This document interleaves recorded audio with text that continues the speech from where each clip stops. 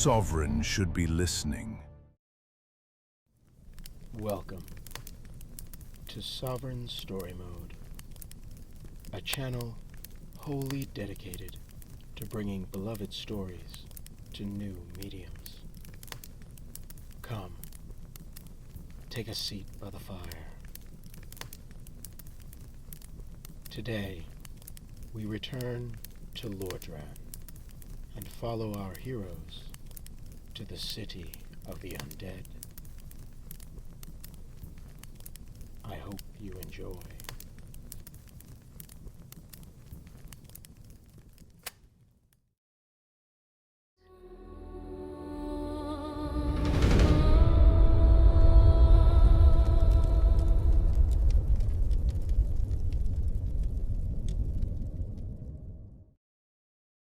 The Kindled Flame. Chapter 3. The Undead Burg. Snuggly's voice rang out with the fearless enthusiasm of youth. Race you to the top. Almost at the summit of the stairs, the young hawk flew ahead, his wings beating with joyful energy that seemed incongruous in this place of death. Hey, wait up! Aiolos called after him, but his words were cut short. Snuggly gasped a sharp, startled sound, and immediately began flying back down toward Aiolos, his small form darting through the air with sudden panic. We've got more trouble, Snuggly said.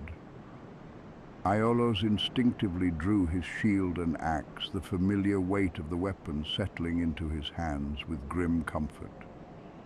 He reached the top of the stairs and looked to his left, his breath catching in his throat at what he saw.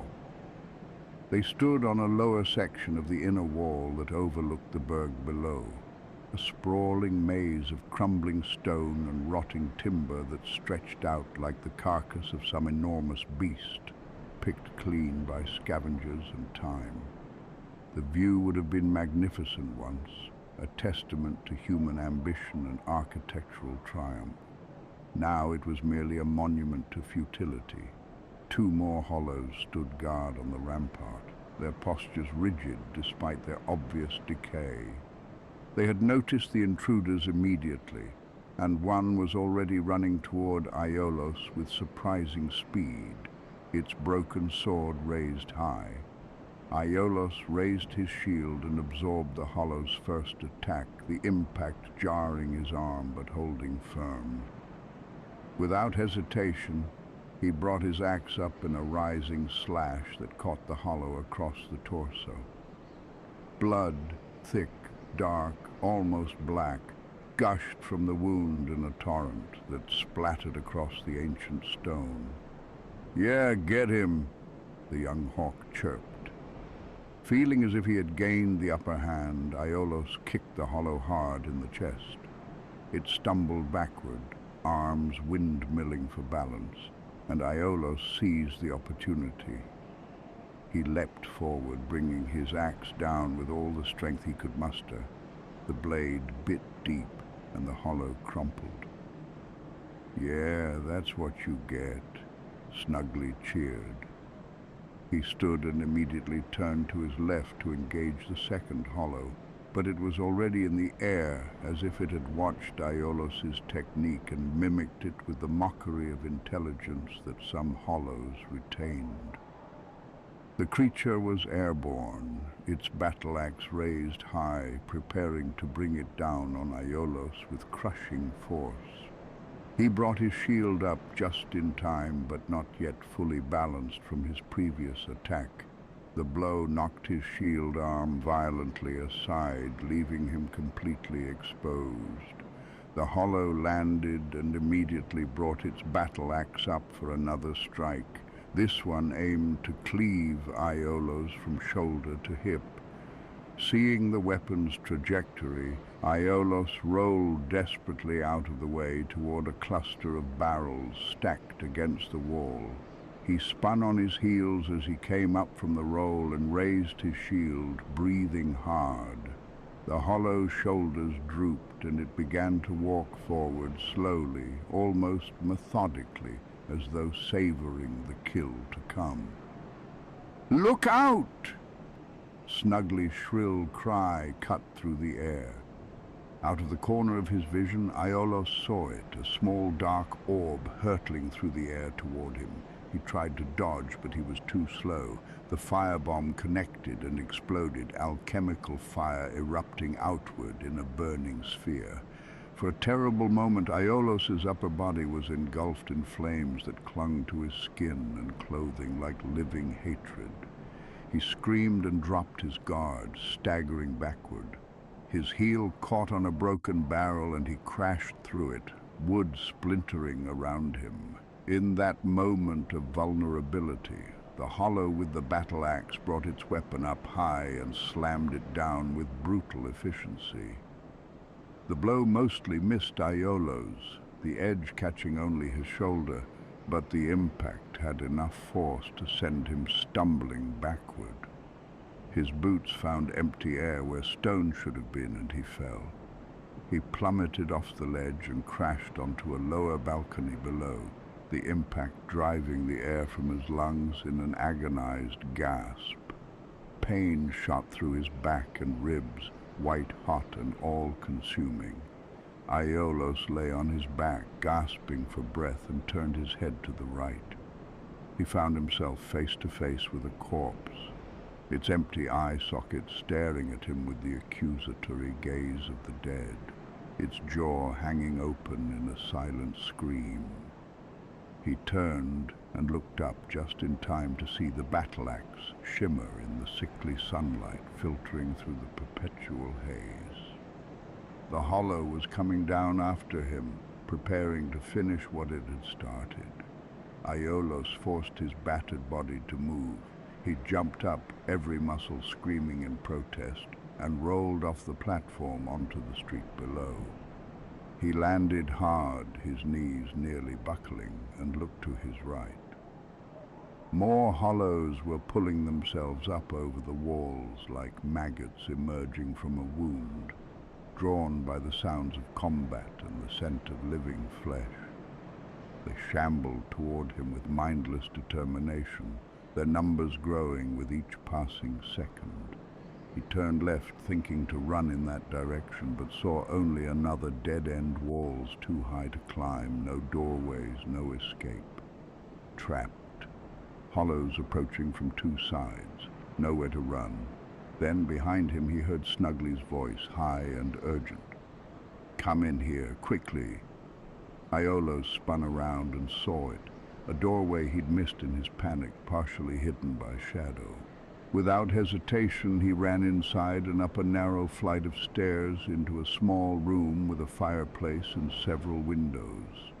A corpse hung halfway out of one windowsill, its arms dangling limply. Wings flapping wildly, Snuggly said, "Where do we go now?" Aiolos turned and raised his shield, positioning himself in the doorway. The first hollow poked its head through, looking around with the dim curiosity of a predator that has cornered its prey. Caw! Snuggly flew at it, his talons extended, and scratched viciously at the hollow's face and eyes. The creature recoiled, raising its hands to ward off the attacking bird, and Aiolos took his chance. He raised his axe high above his head and brought it down on the skull of the hollow with every ounce of strength remaining in his arms. The blade crunched through bone with a sickening sound, and the hollow dropped like a puppet with its strings cut. Aiolos stepped closer and ripped his axe free from the hollow's shattered skull, dark blood and brain matter clinging to the blade.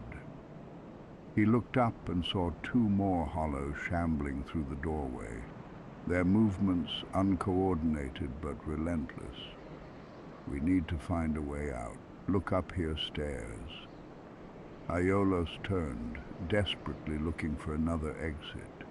To his left was a large fireplace and a set of stairs leading upward. He jogged over, hope rising in his chest, but the stairs were sealed off by boards nailed across them, old wood, but still solid enough to block passage. Behind him the hollows groaned, that terrible sound halfway between hunger and despair. "Snugly, stay back," Aiolos commanded. He turned and swung his axe with wild, desperate violence, the blade catching the second hollow across the neck and nearly decapitating it. The body fell in a heap, blood pooling beneath it. The third hollow brought its broken sword up to slice at Aiolos's throat. He jumped back, the rusted blade whistling past his neck close enough to feel the displaced air, and pivoted on his heel. He swung his axe in a quick, brutal arc. Blood gushed from the hollow's chest, spraying across Aiolos's face and tunic as he jumped forward and brought his axe down one final time, ending the creature's mockery of life.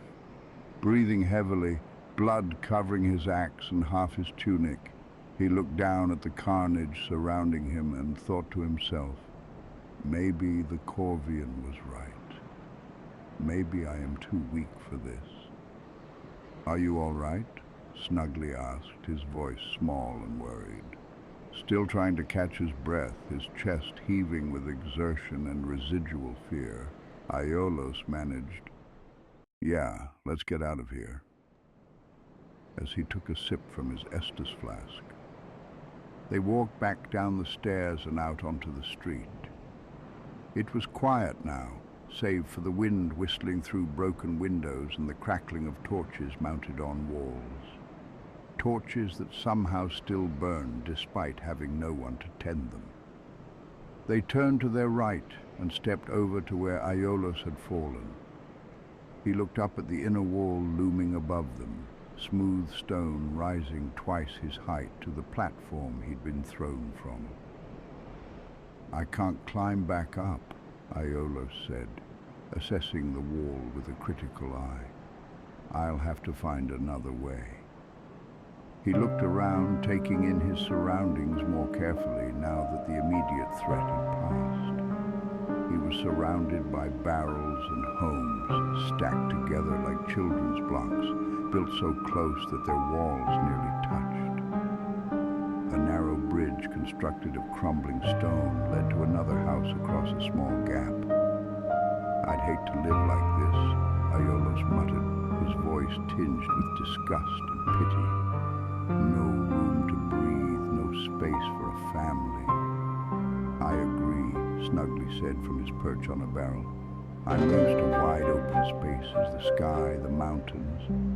This place feels like a cage." They crossed the small bridge, the wood creaking ominously beneath Aiolos's weight, and entered the house on the other side. Inside, the house was completely bare, empty, all furniture removed, leaving only bare walls and floors covered in a thick layer of dust. There was a second floor visible above, but no staircase to access it. The ladder or stairs that had once led up had long since rotted away or been scavenged for firewood. They walked over to a doorway on their right and stepped outside onto a narrow wooden walkway. Wooden beams lay stacked to their left, and curled in a ball next to them was another corpse. This one ancient, little more than bones and scraps of cloth. Snugly, thinking about the treasures Aiolos had found on the previous corpse, flew over to check it out. But as he approached, two hollows climbed up onto the walkway from below, pulling themselves up with jerky, unnatural movements. "Look out!"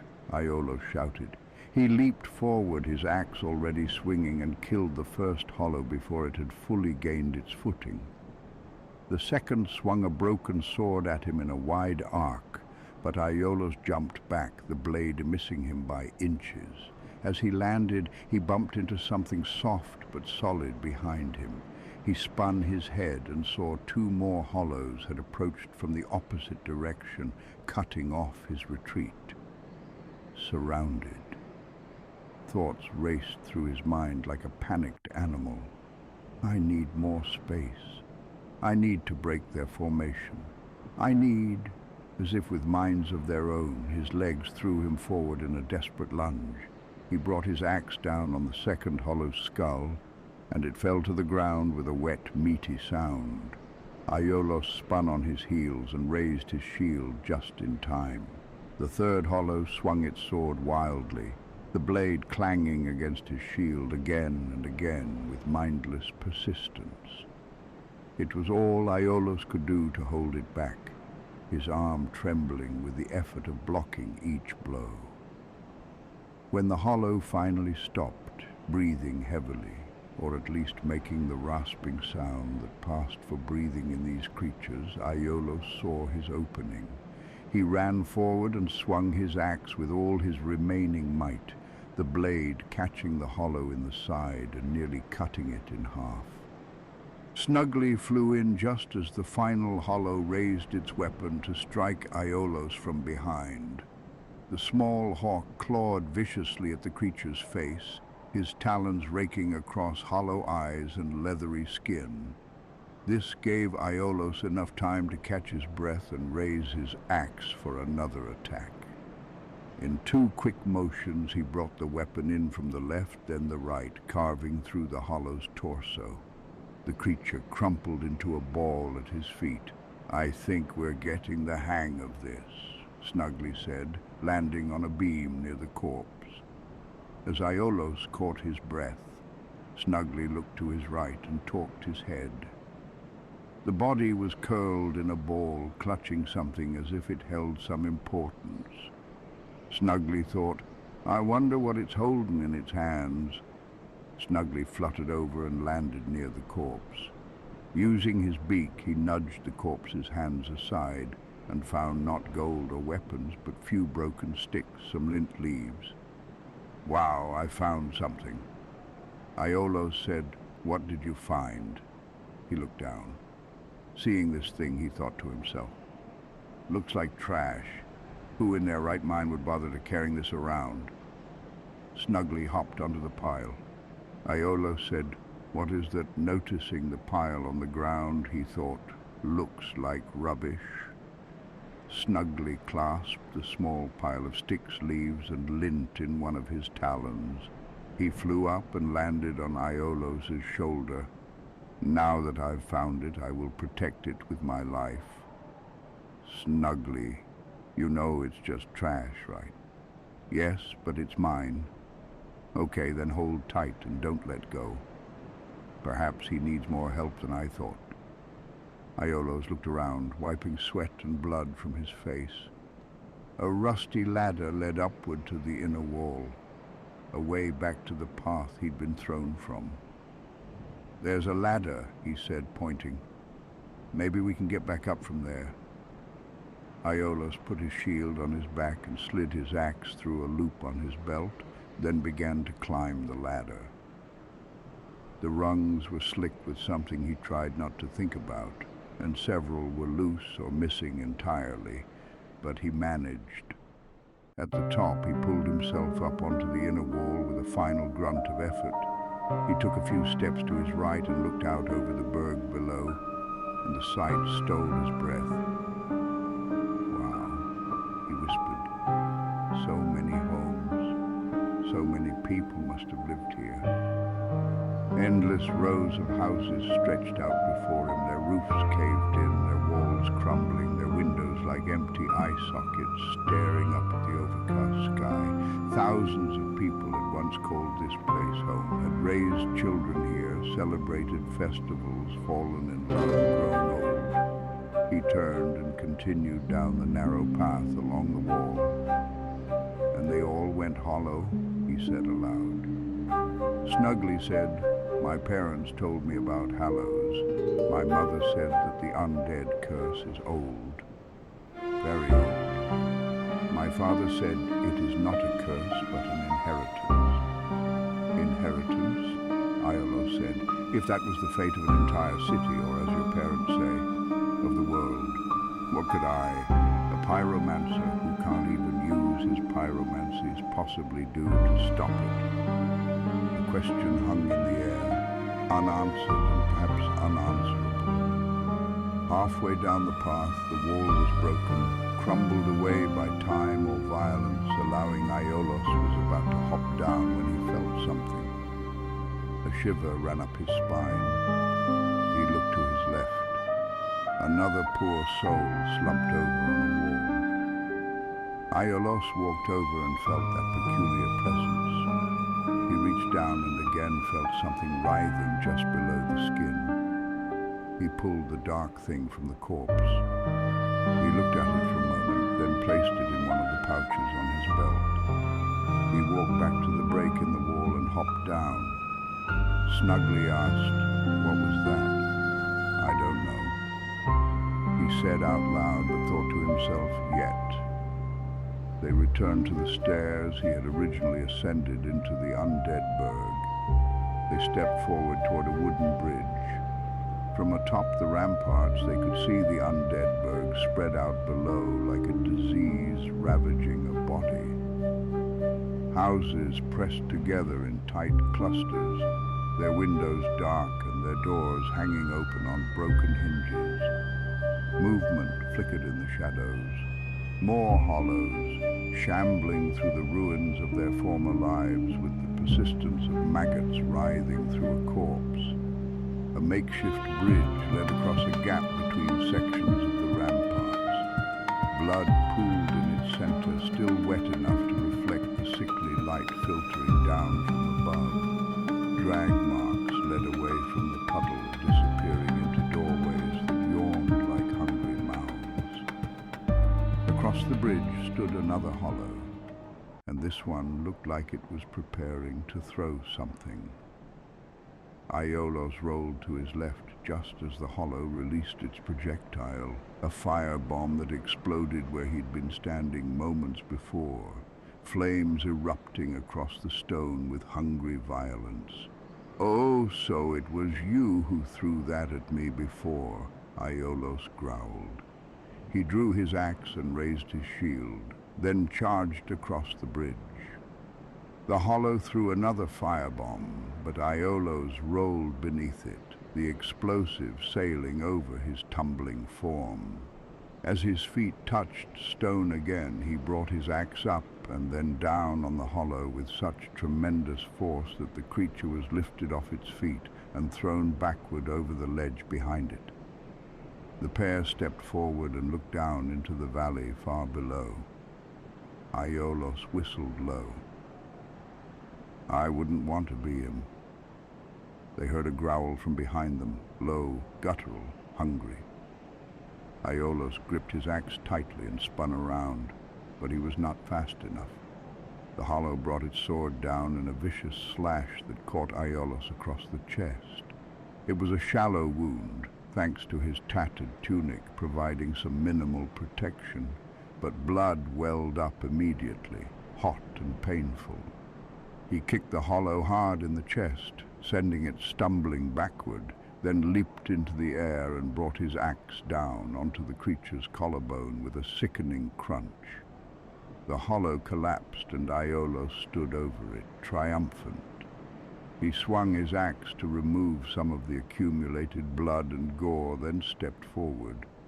To their left and right were two doorways leading into different sections of the ramparts. "Which way do we go?" Snugly asked. Simultaneously they said left, right. Aiolos looked to his left and saw a doorway shrouded by fog. Looking at it directly was difficult. Aiolos looked to his right and saw an open door leading into another building. They stepped right and found a small storage room. They looked around and saw no exit. Snugly said, "Darn, I hoped this would be the way." "I guess we go left," Aiolos decided. They turned and walked back to the opposite door. They stood before the fog. Aiolos looked at Snugly and said, "All right, let's go." They stepped through, and as they did, the fog dissipated. The building they entered looked like it might have once been a barracks, a place where soldiers had lived and trained and prepared for battles that were now long forgotten. Now it served only as a monument to futility. Empty rooms, broken furniture, walls scarred with claw marks and old bloodstains. Stairs led upward to higher ramparts. The pair climbed, and again they found themselves facing two doorways, one to the left, one to the right. "You want to go right?" Aiolos asked, looking at Snuggly. Yes, the young hawk said with genuine delight, as though this was some grand adventure rather than a nightmare march through the land of the damned. They stepped through the doorway on their right and up a set of stairs. The stairs led to a bridge that connected to what appeared to be an old marketplace. Wooden stalls long since collapsed, their goods looted or rotted away. As they started to cross the bridge, a sound came from somewhere far below, the unmistakable beating of massive wings against the air, each stroke like thunder rolling across the sky. Aiolos looked up and felt his heart nearly stop. A red drake ascended from the valley below, its scales gleaming like fresh blood in the pale light. It was enormous, far larger than anything Aiolos had ever imagined, each of its wings broader than the bridge they stood on. The creature landed on the ramparts ahead with enough force to shake the ancient stones, sending tremors through the structure that nearly knocked Aiolos off his feet. Dust cascaded from the walls. Small stones and debris rained down around them. Aiolos looked up at the dragon before him, and in that moment he understood with absolute clarity that he was nothing more than an insect scurrying through the ruins of giants. He could feel the heat emanating from the immense creature, waves of it washing over him like standing too close to a forge. The smell of sulfur and charred stone filled his nostrils. Then, as suddenly as it had appeared, the dragon spread its wings and took flight. Its majestic form rose gracefully into the air and soared up and over the inner wall, disappearing into the heart of the Burg. For just a moment, a single impossible moment, Aiolos could have sworn he saw someone riding the dragon. A figure in blue armor silhouetted against the blood-red sky. He blinked, and all he could see was the tail of the drake disappearing over the inner wall. Its cry echoed through the stone corridors, a sound that reverberated in Aiolos's chest and made his bones ache. It felt like a promise, or perhaps a warning. This encounter was merely postponed, not avoided. A dragon, Aiolos whispered, his voice filled with awe and terror in equal measure. We really are in the land of the gods. But these were not the gods of light and mercy Aiolos had been taught to revere in his childhood. These were older things, creatures that had ruled when the world was young and cruel, and they had awoken hungry from their long slumber. He stepped off the bridge, his legs still trembling slightly, and found that this area was defended by hollows who had retained enough coordination to work together. They fought from behind barricades constructed from broken furniture, rubble, and Aiolos realized with growing horror the bones of their fallen comrades arranged in deliberate patterns that spoke of some lingering intelligence. Aiolos stepped forward cautiously. At the top of a small set of stairs he saw a bloodstain on the stone and several broken crossbow bolts scattered across the ground. Then he heard the telltale sound of a crossbow releasing its bolt, that distinctive thwack of the string. He raised his shield instinctively, and the bolt embedded itself in the wood directly in front of his face, the point stopping mere inches from his eye. The space between him and the archer was filled with barricades and barrels, creating a maze of obstacles. Aiolos wove between the barriers in a serpentine pattern, his axe rising and falling as he encountered the first hollow. Shield splinters flew like wooden snow as his blade bit into the creature's makeshift defense, and the body crumpled to the stone. The archer that had been harassing him from a distance loosed another bolt. Aiolos rolled out of the way, feeling the projectile whistle past his ear, and came up swinging. He killed a second hollow that had shambled around from behind a barricade, his axe catching it in the throat. Aiolos yelled, "Snugly keep low." A third hollow emerged from cover, but Aiolos was already running toward the archer, determined to end the threat. He dodged 2 more bolts in quick succession, each one coming closer than the last, and finally pressed his back up against the door below where the archer had taken position. "Maybe I can hide in here for a moment," he thought, his chest heaving. "Snugly, come on." He opened the door and they both rushed through. Aiolos slammed it closed behind them, cutting off the sounds of pursuit. He turned, looking desperately for another way forward, and stepped out onto a balcony. Smoke rose from somewhere below, thick and acrid. The smell hit him like a physical blow. It reeked of death, of burning flesh, of things that should never be burned. He looked down and to his left, where he saw a corpse slumped against the wall. Clutched in its skeletal hands, covering most of its body, was a shield far superior to the pot lid he'd been using.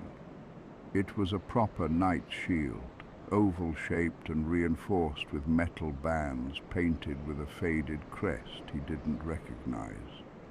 Aiolos pried it from the corpse's grip and tested its weight. "This will do much better," he said, slinging his old shield aside.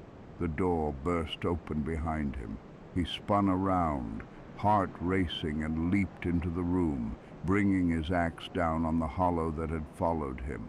Blood spewed out across the balcony, spattering the railings and dripping down to the courtyard below. Aiolos stepped out of the room, knowing the archer was still waiting for him somewhere above. He raised his new shield and turned the corner, then ran up a short flight of stairs. Another bolt came flying at him, but this time his improved shield deflected it easily, the bolt sliding off the curved surface with a metallic screech. Aiolos lowered his guard slightly and brought his axe up. The hollow archer loosed another bolt in desperation, and by sheer luck, cruel irony rather than divine intervention, it caught on the handle of Aiolos's axe, embedding itself in the wood. Not giving the archer time to reload, Aiolos leaped forward and brought his axe down on the creature's face with brutal finality. It crumpled into a ball at his feet, the crossbow clattering to the stone. Standing where the archer had made his final stand, Aiolos surveyed the carnage he had wrought. Bodies lay scattered across the ramparts like discarded dolls, their blood painting the ancient stones in fresh patterns of red and black. The copper scent of it filled his nostrils, mixed with the ever-present smell of decay. "Free for less than a day," he said to the corpses, his voice somber, "and already my hands are stained with blood." But the blood was not the worst part. The worst part was how easy it was becoming, how natural the violence felt, how smoothly his body moved through the motions of killing. Each death chipped away at something inside him, something he was beginning to fear he would never be able to recover. He turned around and saw another bridge leading deeper into the Burg, stretching across a wide gap toward a cluster of buildings in the distance. Snugly landed on his shoulder and said with fierce determination, "I think the crow is wrong. We won't just survive. We'll find whatever we need to get the favor of the gods and get you home." Aiolos groaned in weary agreement, too tired to muster words. As he took another step forward, he saw something fall from high above. He jumped back instinctively, and fire bombs exploded upon the bridge where he'd been standing, balls of flame erupting across the cobblestones. He looked up to see hollows hurling more firebombs down from the buildings above, their throws coordinated in a way that suggested some remnant of tactical thinking. Seeing the bridge engulfed in flames, he thought, maybe I can get by, but he turned to Snuggly, then said, okay, I guess we'll have to find a different way, Aiolos said, backing away from the bombardment. He turned and looked out over the ramparts, scanning for alternate routes. His eyes found what looked like another connecting bridge down below, partially hidden behind a wall. There, he pointed. If we go around that way, maybe we can find a way down to the lower section. Yes, Snuggly agreed. We have to see if their little brother is safe. Aiolos thought to himself grimly. Safe is asking a bit much. I just hope he's still alive, or at least that his death was quick. They ran back down the stairs and crossed over another bridge. 2 more hollows stood guard here. These ones equipped with shields and spears, making them far more dangerous than the shambling wretches they'd encountered before. Aiolos approached the first one calmly, taking his time. The hollow held its shield up and shuffled back and forth nervously, as though some vestige of self-preservation still lingered in its corrupted mind. Aiolos thought to himself, if I just swing recklessly, he'll block my attack and use that opening to stab me. He waited, watching the hollow's movements, looking for a pattern. Come on, he muttered under his breath. Finally, in a burst of frustration, he kicked the shield violently to the side, knocking it out of position, and brought his axe up and then down, embedding the blade deep in the hollow's skull. He ripped it out with a savage jerk, and the hollow fell to the ground in a heap of armor and bone. Aiolos turned to his right to engage the second spear-wielding hollow. It thrust at him with its weapon, the spear point aimed at his chest, but he rolled out of the way. The spear scraped across the stone where he'd been standing. He came up from his roll and immediately ran at the hollow. Again, he kicked the shield out of the way and brought his axe down with tremendous force. The hollow stumbled backward, still clinging to some semblance of life, and attempted to jab its spear at Aiolos one final time. But Aiolos was too quick. He sidestepped to the right and brought his axe down on the hollow's collarbone, shattering bone and severing muscle. The creature fell to the ground, its shield and armor clanging loudly against the stone. "All right, now how do we get down?" Snuggly asked, looking around. "I don't know. Look around for a staircase or a ladder." Aiolos turned to his right and saw some wooden crates stacked against a wall, but no obvious entrances or passages. "Hey, look over here," Snuggly called out. "I think there's a way down." Aiolos walked over and saw what the hawk had found. Hidden behind the boxes was a stairway leading down deeper into the building, the entrance deliberately concealed or perhaps just forgotten. "Yes, that'll probably lead us to the lower Burg," Aiolos said with relief. He broke a few of the boxes blocking the way, the wood splintering easily under his axe, and descended the stairs. He found himself inside another building. This one looked like it had been someone's home, with a fireplace built into the wall and the remnants of domestic life scattered about. No real furniture remained, only storage, boxes and barrels.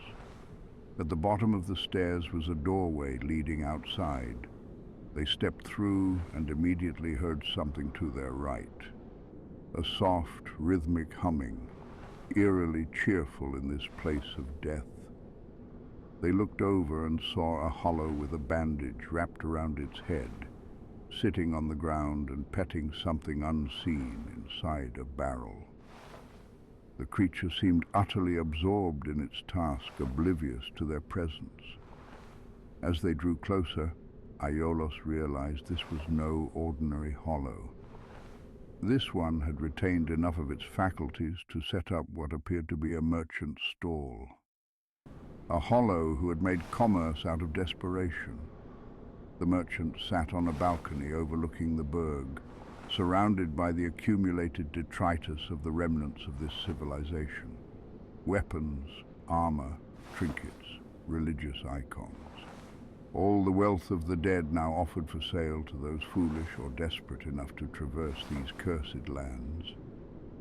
Aiolos stepped forward cautiously and said, "You look like you have things for sale. Are you a merchant? Do you have any food?" "Well, now," the merchant looked up, his bandaged face turning toward Aiolos. "You seem to have your wits about you, Then you are a welcome customer. Welcome to my emporium." His voice was like sand grinding against glass, rasping and dry. "I trade for souls. Everything's for sale. Nee, he. The merchant's laughter was unsettling. Too cheerful, too bright for this place. "But I have no food for sale, I'm afraid," he added apologetically. As Aiolos started to look over the merchant's wares, an eclectic collection of rusty weapons, chipped armor pieces, strange talismans, and items whose purpose he couldn't begin to guess, the merchant continued talking. "It's actually quite nice here, you know. The hollows don't care for a skinny old twig like me. I've got Yulia here." He patted the air above the barrel affectionately. "And nobody pelts me with stones anymore. You're undead. You know how it is." Aiolos hummed in acknowledgement, his attention caught by a peculiar key sitting on the makeshift desk to his right. It was ornate, clearly important, with a distinctive shape that suggested it opened something specific. The merchant's voice took on a sadder tone. "I was treated worse back home, truth be told. Cast out, mocked, beaten for being different." "Home, where's that?" Snugly asked. The merchant looked up at the hawk with a grim smile and said, "I come from the land of Forossa, where the strong are praised and the weak are cast out." Aiolos, barely hearing the conversation and still looking over his wares, looked back to the key, Bram's story playing in his head. The key fell onto the stairs. We couldn't reach it. Aiolos reached for the key and asked, "How much for this?" "Ah, I see you found something to your liking. 1,000 souls. Aiolos reached into his pouch and pulled out the white, writhing mass of collected souls. The merchant's eyes, what Aiolos could see of them behind the bandages, lit up with greedy excitement. The transaction was simple and obscene. Aiolos traded fragments of harvested essence, the spiritual remains of people who had once had names, families, dreams, for a physical key. Each soul he spent felt like a small betrayal of everyone who had died to provide them. "These things," Aiolos asked, gesturing to the merchant's collection, "where did you get them? Some of this stuff doesn't seem like something you'd want to sell." "Eh? My wares?" The merchant chuckled. "Of course they're stolen. What did you think? And when you lose your head, I'll sell it all again." "Nee, he. "We're not going to die," Snugly said indignantly. "You won't be selling our stuff."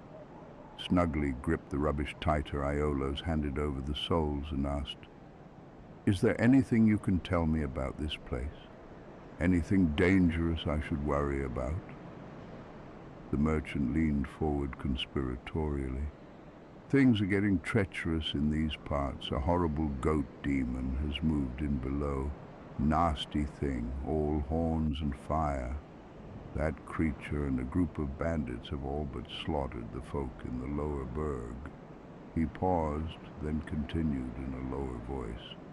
"And up above there's that humongous drake that almost crushed you, and a bull demon too. The drake is a recent arrival, but the bull demon, that thing has been slaughtering warriors like yourself for a long while now. Anyone attempting to traverse the Burg has to face it eventually. If you stick around this place, it might end up being your grave." Nye-he-he-he. Aiolos continued to examine the merchant's wares, selecting a few items he thought might be useful. "Do you know where there's a church?" Snugly asked. "There's a lift we have to fix." "The church?" The merchant scratched his bandaged head. "It lies beyond the larger bridge. If you can reach it without joining the eternal congregation of the damned, that is. There." He pointed up to a massive building behind him. "Do you see that building on the cliff edge behind me? That is the parish where those fools from that cult keep dying to get to." Nye-he-he-he. "Thank you very much, sir. You were saying that you came from Feroza?" Snugly asked. Feroza, a land far to the east. Beyond the vast mountain range, across the sea is a desert, and at its most northeastern tip is Feroza. Finally listening to what was being said, not thinking, he cut the merchant off and asked, "You know a way to scale this massive mountain?" "What? No. I was brought here by a carrion of Velka long ago. I'm trapped on this peak along with everyone else. Now I'm not in the mood to talk, buy something, or leave." The pair stepped back from the merchant's stall. "Thank you," Aiolos said. "I'll be back when I have more souls to trade." They stepped back into the building and looked at the stairs leading upward. "He was an odd one." Aiolos said, "Yes, he was." To the left was another doorway, leading in a different direction. "Let's go that way," Snugly suggested. "Maybe it'll lead us down to the lower Burg." "All right."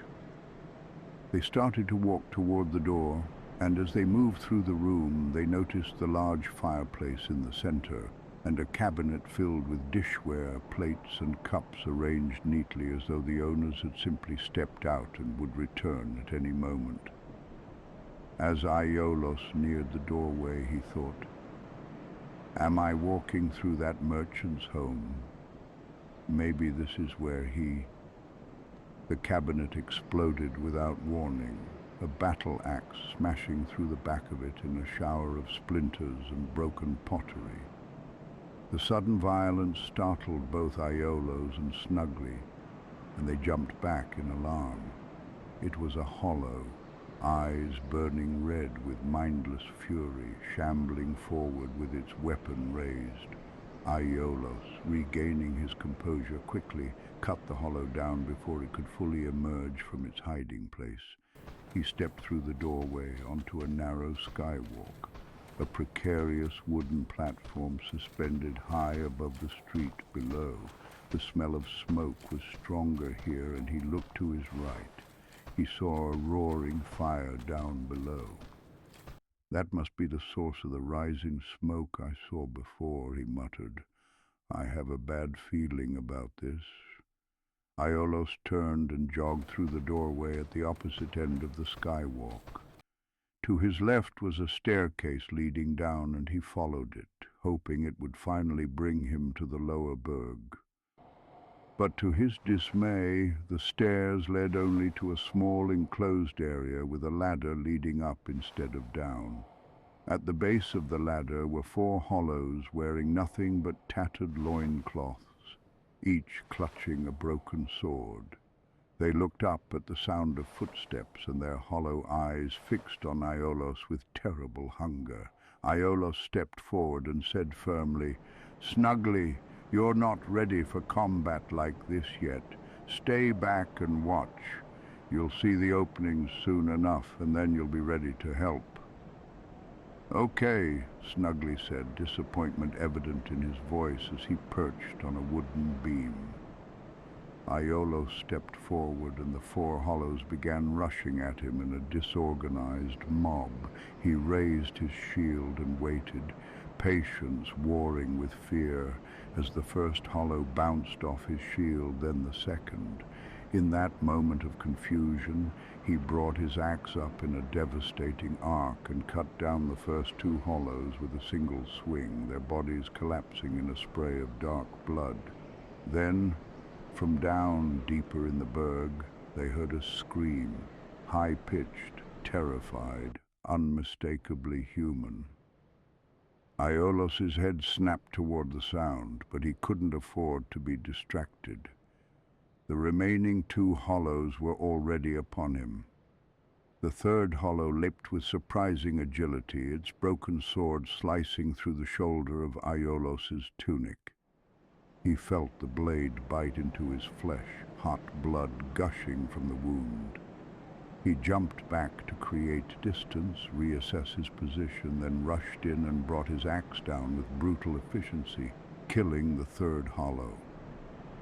The fourth hollow stepped back, seeing its three companions fall, and for just a moment something like fear flickered in its hollow eyes.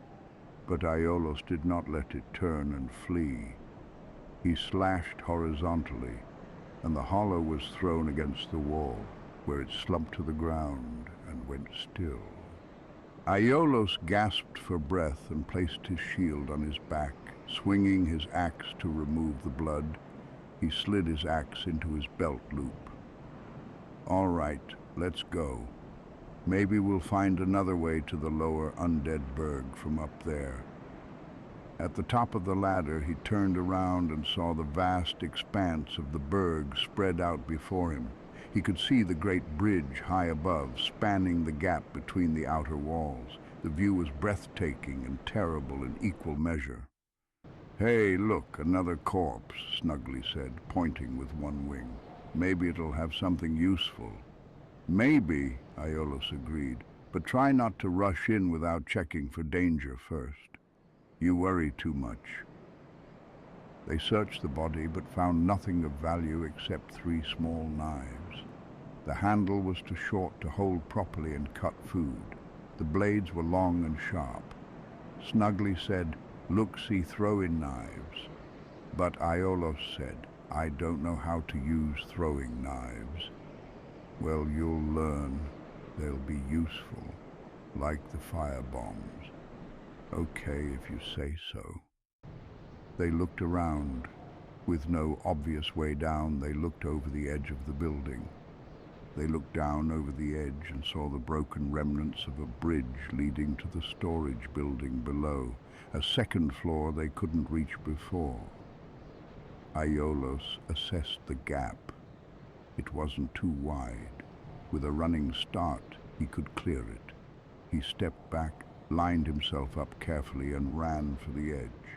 He leaped into the air, and as he landed on some rickety wooden boards on the other side, as he hit the boards, his momentum threw him, and he rolled forward to distribute the impact, tumbling into the building. He coughed as the roll kicked up clouds of dust.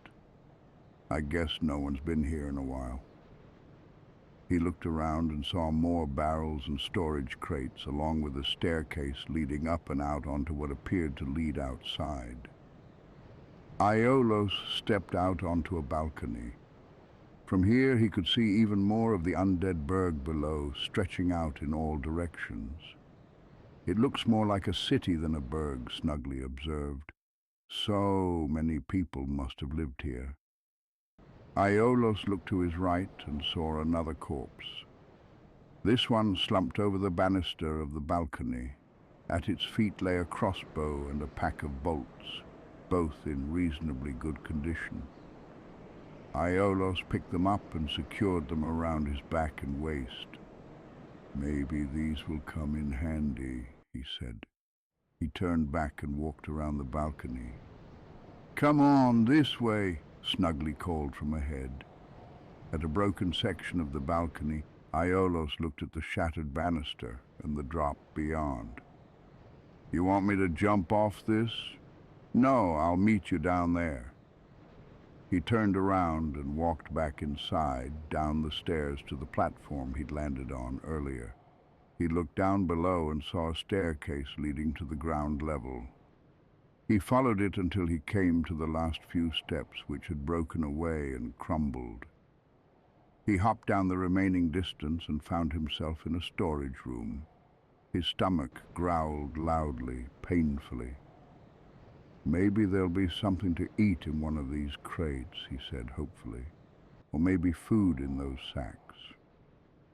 When he broke open the crates, he found nothing edible, just moldy cloth and rusted tools. In the burlap sacks he found cups and pottery, but no food. Snuggly flew in and landed on his shoulder. "What are you doing?" "Looking for food. I'm so very hungry." His voice was plaintive, almost childlike. He turned around and started to walk out when he remembered the emerald flask on his hip. He pulled it off his belt and took a sip. His wounds closed and he felt slightly better. He stepped through the door, recognizing where he was. "This is back where that hollow burned me with the firebomb."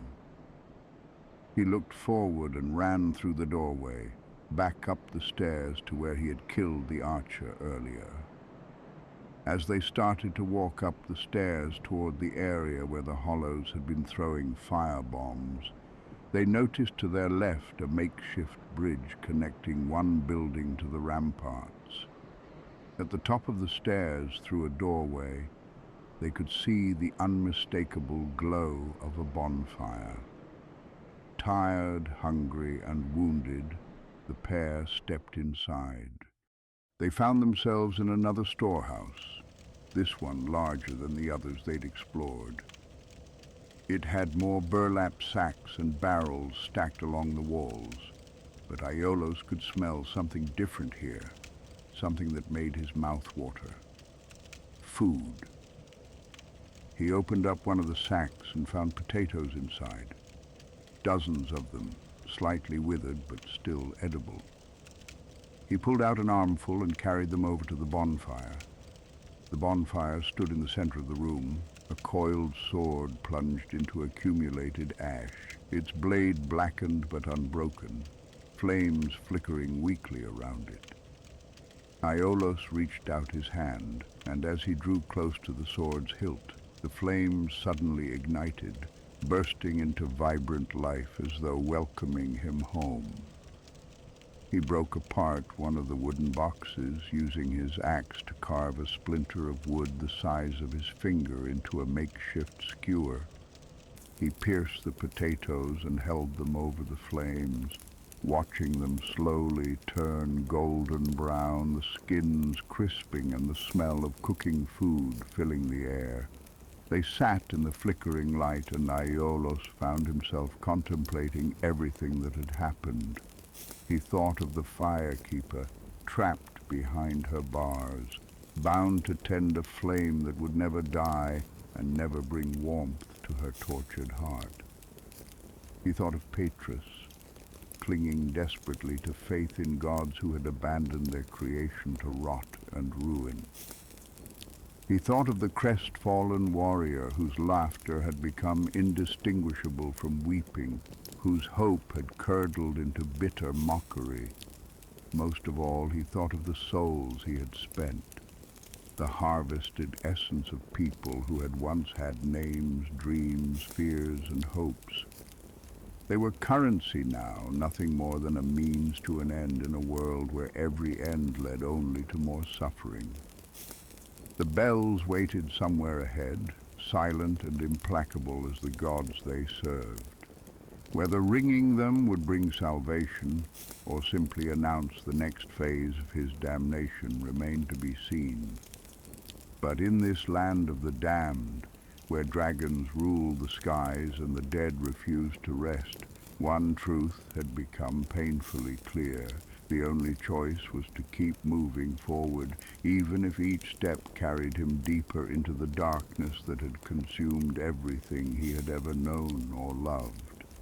The bonfire crackled and hissed, its flames casting shadows that danced like the ghosts of better days, of a world that had existed before the curse, before the fading of the fire, before the age of dark began its inexorable approach. And in those shadows, Aiolos began to understand that perhaps becoming hollow was not a curse to be avoided at all costs, but rather a mercy to be embraced, the final escape from a world too broken to bear the weight of human hope. Somewhere in the distance, barely audible beneath the crackling of the fire and the wind whistling from beyond the interstice, a bell tolled. That sound, inaudible to Aiolos, signified not salvation, but the beginning of an ordeal that would strip away everything he had ever been, leaving only the hollow shell of what he might have become in a kinder world, in an age not abandoned by its creators. The first bell waited, and between them lay trials that would break him, remake him, or reduce him to just another shambling hollow wandering these cursed streets until time itself forgot his name. But for now there were potatoes roasting over a bonfire, and a small hawk perched nearby, and the brief illusion that perhaps, just perhaps, survival was possible. Aiolos ate in silence, the food tasting like ash in his mouth despite his desperate hunger.